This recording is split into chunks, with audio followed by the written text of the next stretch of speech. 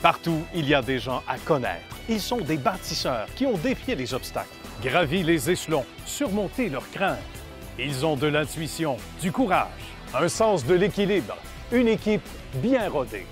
Et chacun d'eux a son histoire de succès. Bon vendredi matin à tous. Bienvenue à Histoire de succès, chers amis, directement du magnifique et chaleureux restaurant La Bella Italiana, rue Jean-Talon Est à Saint-Léonard, avec Fabio, Dani, même la maman de Fabio qui est avec nous ce matin, que l'on salue. Salutations donc à la belle équipe et à nos invités de marque. D'abord, on dit un beau bonjour à Vincent Parmentier de Haut Palais Gourmand. Bonjour Vincent. Bonjour Nicolas. Merci. Ça, c'est intéressant d'avoir un pâtissier et un artisan, parce que c'est ça aussi, un artisan. Tout près de soi, quand on a envie de dessert, quoi que ce soit, il arrive avec. Hein? C'est gâteau, exactement. c'est je vous ai amené une petite boîte de macarons pour une dégustation. Ah, que c'est gentil. Entre nous. On va apprécier ça après la pizza de mon ami Fabio. Exactement. Moi, je suis là pour le dessert. C'est bien, excellent. On s'occupera de la ligne après. C'est tout. C'est notre problème. Salutations également à Luc Bertrand d'Accès Location. Comment ça va, Luc? Très bien. Toi aussi, Ben oui, ça va bien. Merci d'accepter l'invitation. On y va d'ailleurs de ce reportage qu'on a réalisé ensemble, Luc, il y a quelques semaines. Nous sommes chez Accès Location dans un superbe décor avec des gens sympathiques comme entre autres Luc Bertrand qui nous reçoit. Bonjour mon cher Luc. Bonjour Nicolas. Ça va bien? Très Merci bien. de nous recevoir.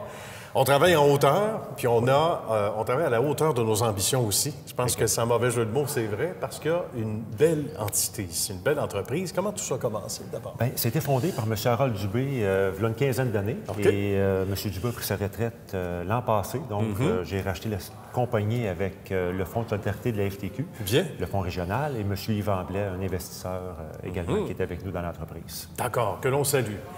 Ce n'est pas banal comme type d'entreprise. On va expliquer l'offre de service parce qu'on voit des nacelles un peu partout autour de nous. C'est spectaculaire, mais ça ne s'arrête pas là. Qu'est-ce qu'on offre comme service du tout au tout? Bien, ici, on est des spécialistes des équipements de lavage. Donc, tout ce qui est pour aller en hauteur, les nacelles, l'échafaudage hydraulique, les chars élévateurs télescopiques, les chars élévateurs à mât droit, c'est des équipements on n'est pas un généraliste, on n'a pas de petits équipements. Okay. C'est vraiment les gros équipements où ce qu'on est spécialisé. Donc, ça importe qu'on a des mécaniciens qui sont formés et spécialisés à travailler sur ces équipements-là. C'est des grands avantages qu'on a d'être un spécialiste. Satisfaire la clientèle, Luc, c'est quelque chose. C'est déjà un défi de tous les instants, mais maintenir une rétention d'employés, on peut dire que depuis un an, entre autres, c'est quelque chose d'assez exceptionnel. C'est pas facile, mais ça passe par des gestes précis. Hein? Bien, on sait qu'avec la pénurie d'employés qu'on vit actuellement, c'est que nous, on a mis en place un département qui est communication et culture d'entreprise. Donc, ce département-là s'occupe de faire les activités pour les employés, la reconnaissance. On a un gym, une salle de jeux vidéo, une salle de repos, un jardin communautaire. On a beaucoup d'activités, des semaines d'employés.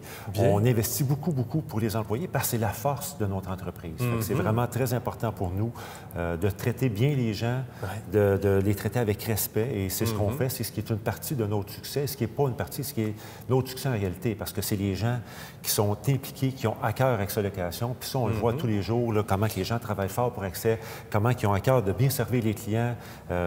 C'est vraiment quelque chose qui est spectaculaire chez nous, puis c'est probablement la plus grande réussite qu'on peut avoir. Ah oui, hein? J'imagine qu'il y en va de l'implication, de la satisfaction de tout ce beau monde-là, à vouloir faire l'impossible pour livrer, hein, en quelque sorte. Bien, bravo, bravo. C'est moderne aussi comme approche, on voit ça de plus en plus. Puis comme on disait, avec la pénurie d'emploi, bien, raison de plus pour s'impliquer davantage, pour comprendre pourquoi les gens ont un grand sourire en venant travailler.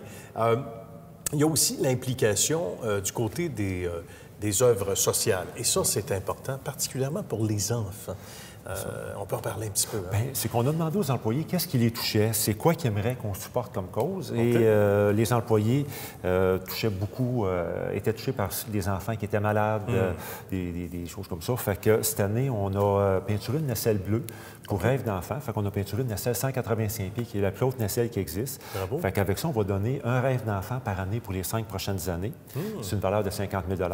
On est aussi partenaire avec les entreprises Enfants Soleil, D'accord. Fait que c'est aussi encore une implication pour les enfants. Et dernièrement, on a fait une levée de fonds pour le camp. Fait qu'ici, à l'intérieur, avec sa location, on a 3 personnes qui se sont fait raser les cheveux, dont moi. Et on a ramassé 10 500 $. Moi, j'étais président d'honneur de la campagne avec M. Gariepi de Saint-Hilaire, qui est propriétaire de la clinique du Faubourg. D'accord. Et ensemble, on a ramassé 55 000 $ pour aider le camp. Fait que c'est une belle réussite. Félicitations. Ouais. Et ça, j'imagine, puis là, je me tourne vers Luc, le dirigeant d'entreprise, ça doit être très satisfaisant. De savoir que oui, les efforts sont là, mais il y a une récompense assez exceptionnelle. Bien, c'est de voir la joie des employés, puis les employés sont vraiment tatoués avec cette location. Ils ont vraiment à cœur l'entreprise, ils sont fiers de ce qu'on fait, ils sont fiers de travailler ici. Ouais. Pour nous, c'est très important. Ça assure le bon fonctionnement de l'entreprise. On travaille très fort pour avoir des excellents gestionnaires. Ce qu'on a présentement, vraiment des excellents gestionnaires qui sont capables de mobiliser leurs équipes. Qui rendent les employés meilleurs. Puis c'est ça le but d'un bon gestionnaire. Quand tu es capable de rendre ton équipe meilleure, c'est mission accomplie. C'est très satisfaisant, mais ça doit être très encourageant, justement, de se lever le matin, très valorisant de venir travailler. Puis on a l'impression qu'on travaille et qu'on s'amuse aussi en même temps, même si ça représente de bonnes journées. Ça ressemble à quoi, justement, une journée type ici? Parce que la gestion, c'est une chose, mais les gens sur le terrain, par exemple. Bien, nos livreurs commencent à 4 heures le matin. OK. Fait que pour livrer la machinerie à l'heure pour les clients, tous les clients veulent ça à 7 heures. Fait qu'on a 6 camions de livraison qui partent à 4 heures le matin pour faire des livraisons. Bien. Par la suite, le personnel arrive vers 7 heures là, pour réparer les machines, les responsables, c'est ça, la comptabilité. Puis le bureau, on arrive plus vers 8 heures. On a une belle équipe, vraiment des gens qui se complètent bien, qui travaillent ensemble, qui ont vraiment une énergie qui est positive. Quand on rentre dans les bureaux d'accès-location, les gens le disent, on se sent bien, on se sent bien accueilli.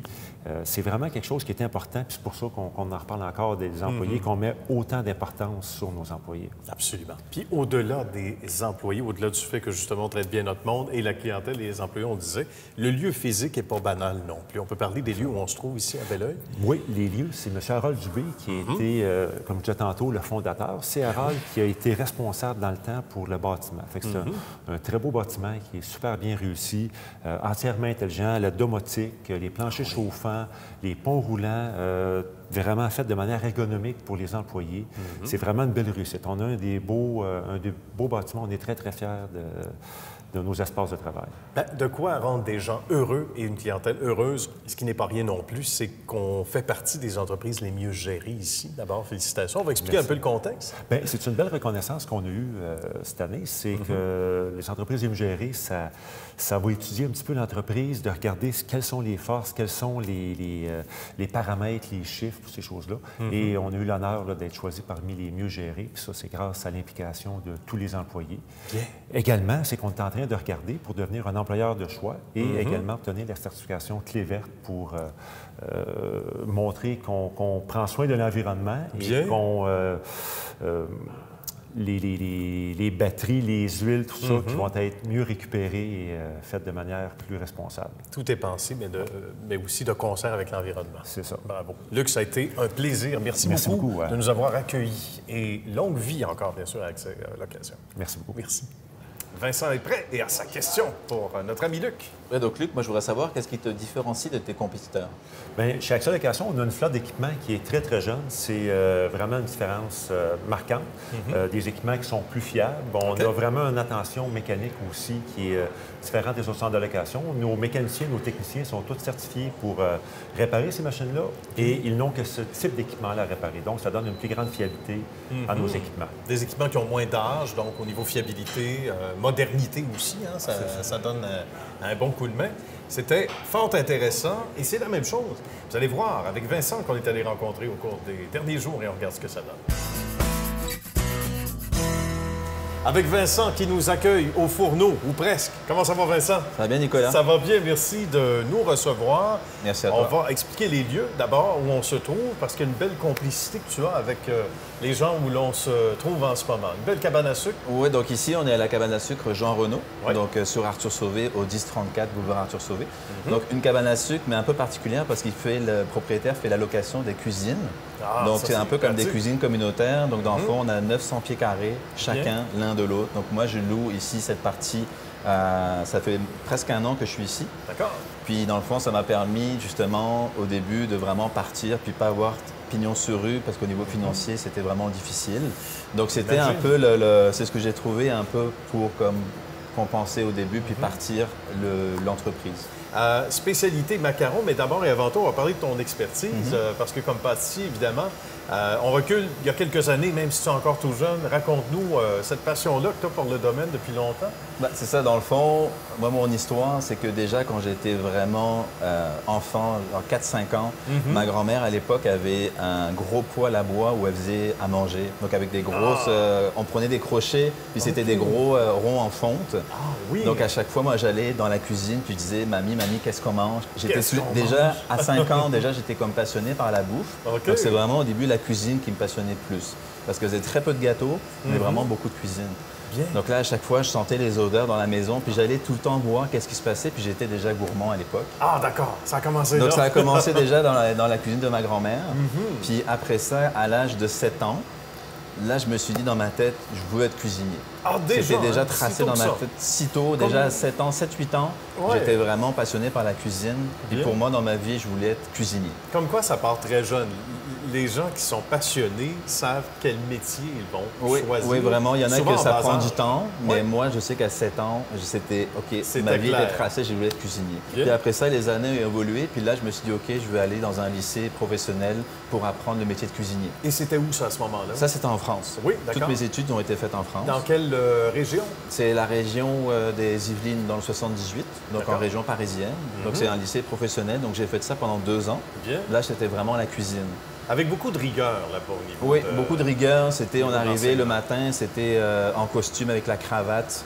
Ah, C'était oui. très, très rigoureux. OK. On avait une mallette, il fallait être à l'heure, sinon on se faisait renvoyer. C'était très, très rigoureux. Puis là, j'avais 15 ans. Après ça, quand j'ai fait la cuisine, j'avais aussi des cours de pâtisserie.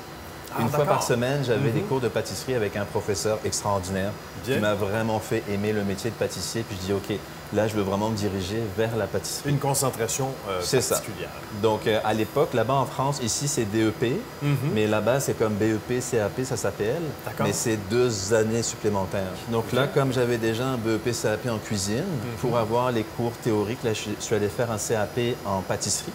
Donc, 1 an pour vraiment juste avoir la partie théorique. Puis après ça, j'aimais tellement la pâtisserie que j'ai fait un bac professionnel en pâtisserie. Donc ça n'existe pas ici au Mais Québec. non, c'est ça, on n'entend pas ça C'est ici, ça. Donc ça, normalement. c'est vraiment comme un peu une sorte de maîtrise en pâtisserie.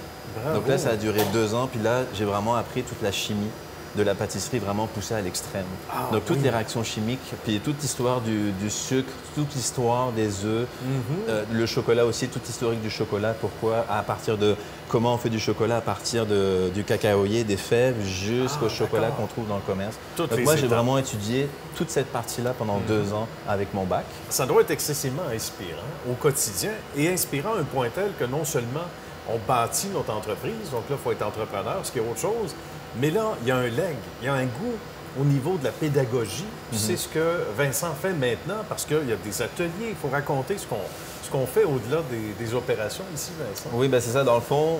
Donc, ici, on est à la cabane à sucre. Donc, mon local de production est ici. Puis après ça, je distribue mes produits chez mes clients. D'accord? Donc, je fonctionne avec la cabane à sucre Constantin. On marche ensemble depuis quelques mois avec les vignobles Rivière-du-Chêne, Oui. avec des épiceries fines, La Douceur du Terroir, les Trois Galopins, Torré Factory. Donc, ça, c'est toutes des gens qui sont dans le coin ici, dans les Basses-Laurentides. D'accord. Mais je fais aussi des marchés publics. À chaque saison, j'essaie d'aller au marché. Donc, les marchés de Noël aussi, je vais être présent. L'année passée, j'étais à Rosemère, au marché de Noël Rosemère. J'ai été aussi à Laval. D'accord. Donc, j'essaie de me positionner un peu sur les marchés. Puis aussi, donc j'ai développé aussi une partie cours. Donc ça, c'est parce que c'est ça, quand j'étais dans mon ancien métier, j'avais une équipe de 12 personnes sous mes ordres, j'étais chef pâtissier. Puis dans le fond, ce côté pédagogique-là, j'ai développé à partir d'ici. D'accord. Donc j'adore enseigner mon savoir aux gens, puis de voir la réaction. Puis ça, c'est vraiment quelque chose qui s'est bien... C'est intéressant. Et comme on dit, ben ça s'est développé un peu plus tard parce qu'on embrasse Oui. une carrière dans un domaine, mais ça ne veut pas dire qu'on est un pédagogue, ça ne veut pas dire qu'on est capable de l'enseigner. Et ça, tu l'as C'est ça. découvert quand? À partir de quel moment où tu as eu l'impression de tourner le coin en ce sens où tu t'es dit, hey, il y a des réactions, j'aime ça le contact avec le public? Oui, mais dans le Également. fond, quand je suis arrivé au Québec, il y a maintenant 16 ans, j'ai travaillé à la pâtisserie de Gascogne pendant Ah, plus ben de oui, 14 ans. tout Donc à fait. la pâtisserie qui a fermé Bien il n'y a pas si réputé, longtemps ouais, que ça.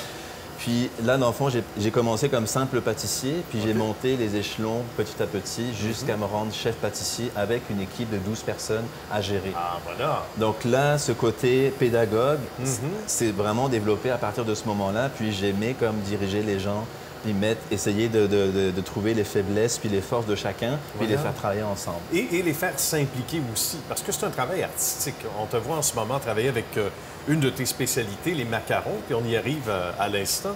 Mais il faut que l'artiste, surtout quand c'est fait à la main comme ça, Vincent, bien, que l'artiste puisse s'exprimer. Toi, tu as toujours choisi de le faire à la main.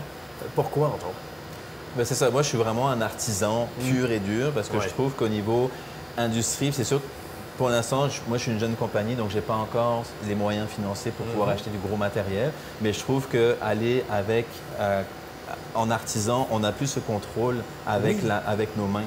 Pour moi, c'est comme quelque chose un supplément. Puis mes clients savent que je suis un artisan.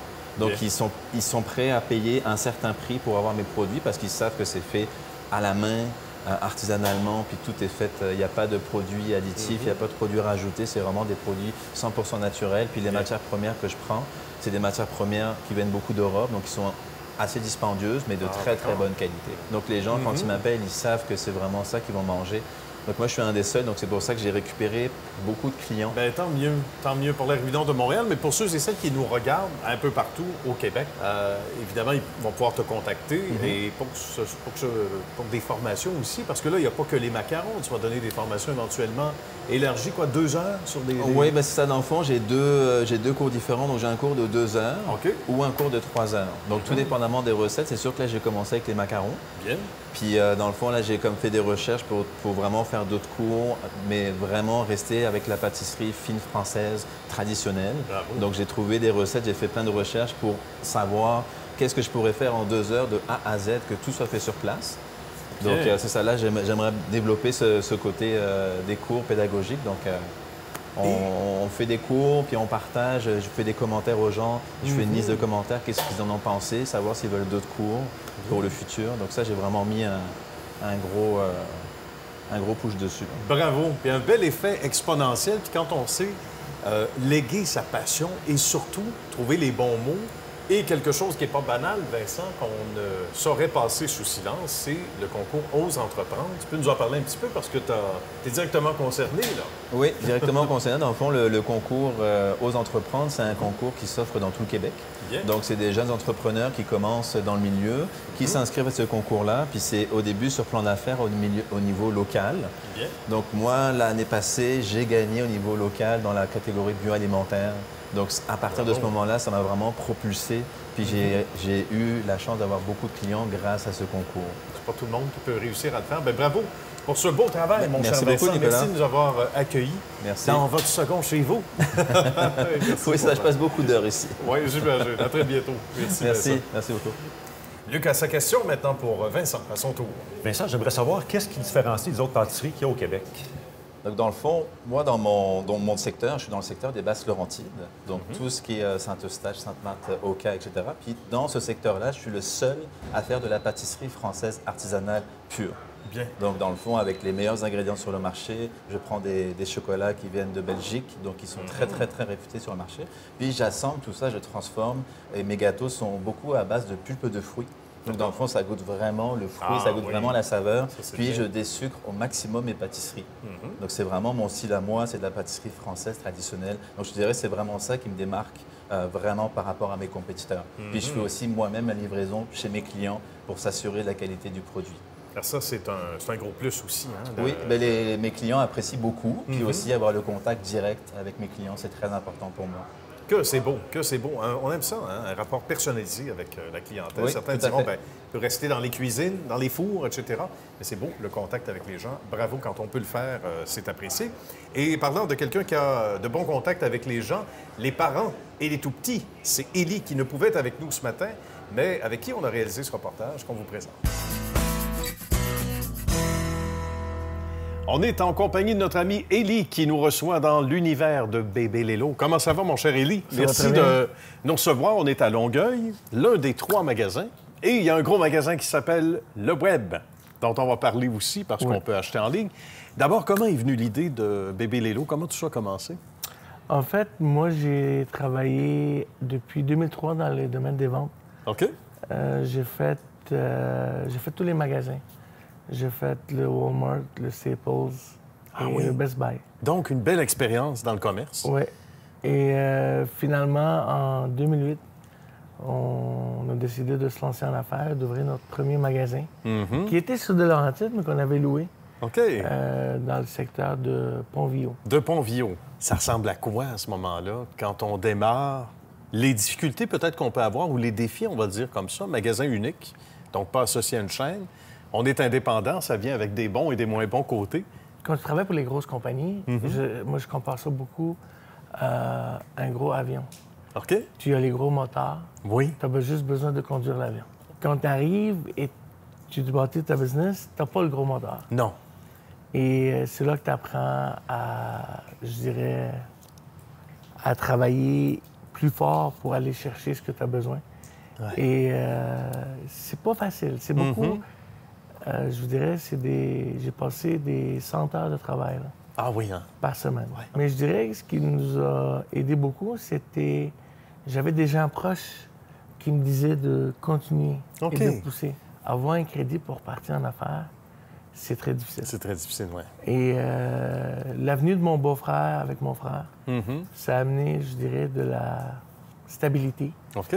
Et on était vraiment capable de se concentrer sur les ventes. Bien. Vraiment. Et moi, j'ai un background très fort en vente. J'ai fait un bac en informatique de gestion à l'UQAM. OK. Donc, ça m'a aidé de setter tout de suite mon Internet et de me faire connaître. Mais c'était... c'est pas facile. Les gens qui veulent se lancer en affaires, je parle, qui veulent suivre leur rêve, si on peut dire. Oui. Ça vient avec beaucoup de sacrifices. Et c'est pour ça que l'image du canard sur l'eau, tu sais, le canard qui a l'air calme d'en haut, mais quand on voit en dessus de l'eau, on voit les pattes se faire aller. Et ça, c'est un peu ça. C'est un peu ça, un entrepreneur aussi, là. Oui. Hein? C'est beaucoup de travail, comme vous avez dit, en dessous de l'eau. Oui, effectivement. Ou ça paraît pas souvent. Ça paraît pas souvent, dans Voilà. l'arrière-plan. C'est la ténacité. C'est maintenant, ça fait quand même 11 ans qu'on est en affaires. Oui, quand même. Je peux vous dire que tu apprends à être pas seulement plus tenace, mais plus déterminé. Et c'est simple, le fait de prendre le téléphone et d'appeler quelqu'un, Oui. ça marche toujours. Donc moi, ce que j'ai appris de mon expérience, ne baisse pas les bras. T'appelles une personne et dis non, appelle l'autre après. Voilà. Et dis non, t'appelles l'autre après. C'est une belle inspiration, ça. Ça nous rend plus forts. Ce qui ne tue pas nous rend plus forts, on le dit comme ça. À partir de quel moment, donc, avec l'implication du frère et du beau-frère, on a senti, Élie, qu'on a tourné le coin ici? Que là, c'était ce qui nous amène au succès, parce qu'à chaque année, il y a une progression importante. Là, ici. Oui. Ce que je veux dire, c'est qu'on a ouvert à peu près, je dirais, 2 ans. Puis là, où est-ce que j'étais locataire, Oui. le strip, il s'est vendu. Et le nouveau propriétaire voulait me charger plus cher. Mon négociant, le monsieur, il me dit que, bon, si on veut pas, il peut me laisser partir. OK. Fait que là, j'ai dit, OK, laisse-moi partir. Ça peut être une opportunité, là. Des fois, oui, c'est pas En mieux, parlant ça. avec mon beau-frère, justement, il m'a dit, tu as 2 choix. Soit tu retournes au travail, soit tu achètes ton propre commerce. Mais C'est-à-dire oui, ta propre immeuble. l'immeuble. Mais oui, OK. Et c'est là que j'ai appris que ton meilleur chum peut être aussi ton conseiller bancaire. OK. Puis j'ai pu rencontrer M. Philippe, je me rappelle encore son nom, de la BDC, D'accord. qui a cru dans mon projet. Et que j'ai pu acheter ma première bâtisse Bravo. à Laval. Et je me rappelle de la date où j'ai pris possession. C'était le 15 février 2011. On n'oublie jamais ces dates. On n'oublie jamais ces dates-là. Et ça, Élie, ça a été comme un point tournant d'être son propre propriétaire. Oui. Donc, avec ce qui vient avec, donc des bons, des moins bons côtés. Alors, tout ça, on gagne nos épaulettes un peu comme ça. Hein, C'est ça. avec les années où on se dit, ben là, on l'a tourné le coin, comme on disait tantôt. Donc, ici, c'est un succès incroyable depuis toutes ces années. Si on avait dit à Élie les premières années, écoute, ça va être ça, il n'aurait probablement pas cru. Hein? Vous avez tout à fait raison. Ça ressemble à ça. Je dis souvent, les 2 règles d'or Oui. pour réussir une affaire, c'est être honnête Voilà. et travailler fort. Et moi, j'ai eu un petit peu de chance qui a fait en sorte, comme vous dites, on a tourné le coin. Justement. Et depuis ce temps-là, ça n'a jamais arrêté que de bien grandir. Présentement, on est rendu à 3 magasins. Bravo, justement. 3 bâtisses qu'on est propriétaire. Oui, donc vous êtes propriétaire pour ces bâtisses-là, et ça, c'est pas rien. Et il y a toujours le web. Oui. Et ça, c'est de plus en plus fort. On le disait tantôt, c'est la pierre angulaire de la bannière aussi, là. Tout se passe maintenant sur l'Internet. C'est rendu qu'on ouvre seulement 4 jours. OK, d'accord. Le détail n'arrête pas de changer. On dit souvent, il y a une chose qui ne change pas au détail, c'est le changement. Oui, c'est bien dit, c'est vrai. Ça change à tout... Je dirais à tous les mois. Il faut être à l'avant de la technologie. Oui, oui. Le web nous apporte... présentement, je vous donne un exemple, on peut appeler des clients, ils ne répondent pas. On va les envoyer un email, ils vont répondre. Oui, On va leur envoyer un c'est texto. vrai. Donc, vrai. tout le monde, maintenant, il est connecté. Et les réseaux sociaux, surtout, avec l'intégration du web, fait en sorte que il faut que tu crées ce dynamisme-là sur les réseaux sociaux et le web pour que ton entreprise fonctionne. Sinon, si on attend les walk-ins, il n'y en a plus comme avant. Non, non, évidemment. Et en plus, le fait d'avoir pignon sur rue, ça crédibilise les opérations. Donc ça, c'est... On dirait, tu pourrais dire que c'est le meilleur des deux mondes, de dire on se sert du web à bon escient, mais on a pignon sur rue. Bien, exactement. Nous autres, on a voulu créer ce qu'on appelle une salle de monde. OK. Donc, anciennement, le client, il venait acheter, il partait avec le stock. Maintenant, le client, il vient voir, il commande, on livre le stock. Qu'est-ce qui nous rend le plus fiers, en conclusion, Élie, de tout ce beau succès à travers plus de 10 ans là, de Bébé Lélo? La fierté de la famille. Ça prend toujours je dirais, du support. Quelqu'un ou du monde qui sont alentour de toi. Ouais. Et c'est très important pour les nouveaux entrepreneurs d'être entouré, je dis souvent ceci, du bon monde. C'est vrai. Tu veux être entouré du monde qui vont monter vers le haut et non pas du monde qui vont tirer vers le bas. C'est des choses très, très encourageantes. Et présentement, on est dans la phase en pleine expansion. Oui, tout à fait. Moi, je disais souvent, on veut avoir 7 magasins. Espérons qu'on va l'atteindre. Ben, c'est un objectif à court terme. Oui, voilà. Eh bien, Élie, bravo pour ce beau travail. Merci d'avoir pris quelques minutes de ton temps si précieux ce matin. Merci à vous. De faire un tour à Histoire de succès. Merci à vous. À bientôt. À bientôt. La mission de Lunettes Dépôt est d'offrir une paire de lunettes par magasin participant par jour aux enfants dans le besoin. Les magasins participants sont Saint-Jérôme, Victoriaville, Joliette, Laval, Saint-Hyacinthe, Terrebonne, Verdun et rue Jean Talon à Montréal. Tous les détails à lunettes au pluriel-dépôt.ca. Bien là, c'est le moment de donner vos sites web, les amis, pour que les gens suivent vos traces avec raison, mon cher. Acceslocation.com, c'est le site pour nous joindre. Bien, pour avoir tous les détails également sur des locations futures chez vous. Merci beaucoup, Luc. Ça a été un plaisir, mon cher Vincent.